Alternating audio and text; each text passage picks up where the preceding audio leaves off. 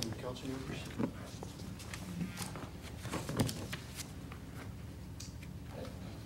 Don't get into the details of this answer if you can, but as far as the negotiations with the different unions, is that something that once the negotiations are finalized, the council will pass, or is that something that just happens through the administration?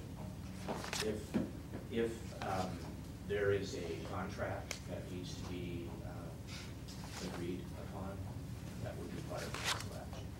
So we are currently in negotiations with the Police Officers Association. So the time that we have a contract to propose to you, that would come to you for your action. Their contract expires at the end of the year. Firefighters and the ASME group have contracts that are good through the end of 11. But if there's anything to change there and it's contractual, then that would absolutely be a duty, power duty of the council. We probably shouldn't, in terms of good faith around negotiations, it's difficult to get into too much detail, at this table about that. So thank you for making that note. Other questions from council? Yeah, I just have a comment. On page 27 of the 2011 budget estimate for these general street and fire fund expenses, I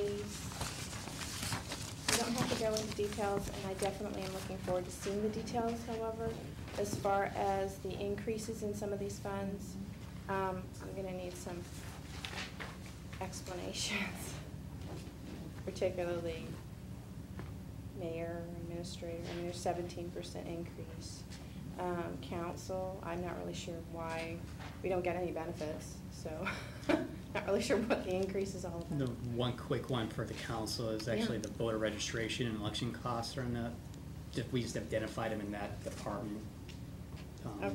So we're having 2011's election. We've got estimates from them saying this is how much it's going to cost for if there's a primary and if there's. Did you move that?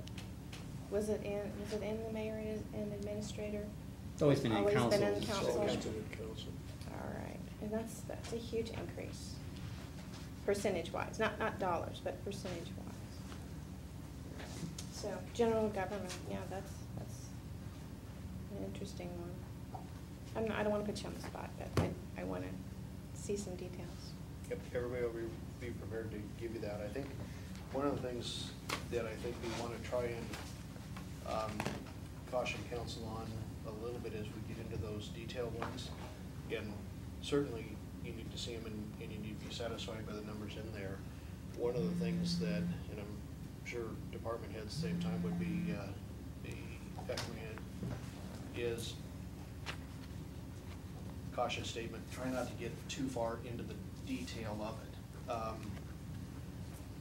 While all the items are pulled out in there and we're trying to make them as absolutely self-explanatory as possible, and in those areas where you see those wows, every department head should be able to give you very quickly exactly why it's there.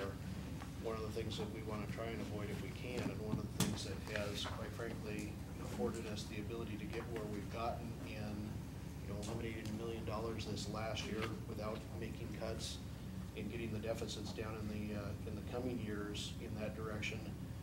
Certainly from my side, is not micromanaging the individual department heads, but making sure that they've got the resources, but they've got to figure out the best way to use those, whether they're people, whether they're money, whether it's whatever it is. So, if we get into pens and pencils at $300 versus $400 last year, I don't know that any of us want to sit here during those conversations, but certainly the line item detail is going to give you a lot of that to be able to see exactly where the amounts are. And I've gone through them already myself and kicked those back to staff. So they will certainly be coming forward. That's when that workshop will get a little bit more in detail, literally. Great. Other questions from council? Any comments from department heads in regards to your individual budgets? Public. I'd like to open the floor up, now that you've got kind of a high level, the same as the council has got in regards to what we've proposed in the 2011 budget. Any comments from the public in regards to what we've done over this evening?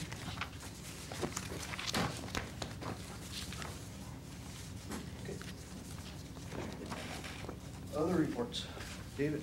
I don't have anything specific. I have 2 items for the council. Paul, thank you very much. Thank you.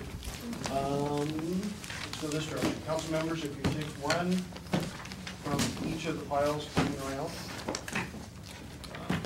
As you know, we have 2 positions that are currently becoming available in the salary commission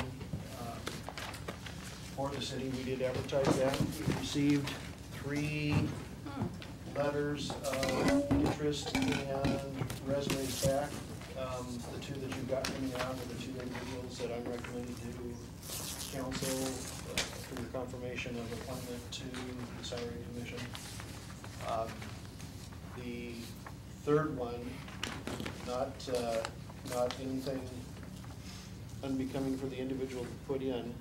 They are a member of our volunteer fire department. That was kind of one line as I went through in the appointment process with Jeanette. And basically kind of drew a line and said, I'm not sure that I want to cross a point at this point of putting someone who is kind of a quasi staff member to the city onto the salary commission for the individual elected. So I think that individual would be an extremely helpful individual on the commission itself. But when we get into that area, I want to make sure if we go that direction that we are doing it completely with our eyes open, and I'll be communicating with that individual the reason that I've chosen to pass over them at this time. So what you have there are the information that came forward for the 2 individuals that will be recommended on October 4th for appointment to that commission. I think you're ready to go with your meetings right after that. We've got a full commission. The second item that I have, and I'll be asking, back to Dawn, please. Jennifer and Dave to go over a little bit. As you know, we were up for an audit from the state auditor's office this year in 2010, covering items from 2009. By the time we finish the exit interviews with the exit conferences with the auditors, we do have 2 findings that they're bringing forth that will be announced and made public tomorrow. One of them kind of an accumulated finding from the state level, and one of them a little bit of a bizarre finding from the federal level in regards to the tunnel. So Jennifer, Dave, you guys can articulate this a whole lot better than I can. The portion of the audit that was done is just the financial statement, federal portion, because we have a requirement to have a report to the federal government at the end of the month. So we made the deadline, so that's great. They are coming back for the accountability audit at a later date, so that'll be another report. But so this solely focused on the financial statements presentation and then the compliance with federal guidelines on spending of the federal funds. So on the financial statement side, a lot of the issues that were noted during the 2009 audit were brought forth again because it was 2009 data that was being audited.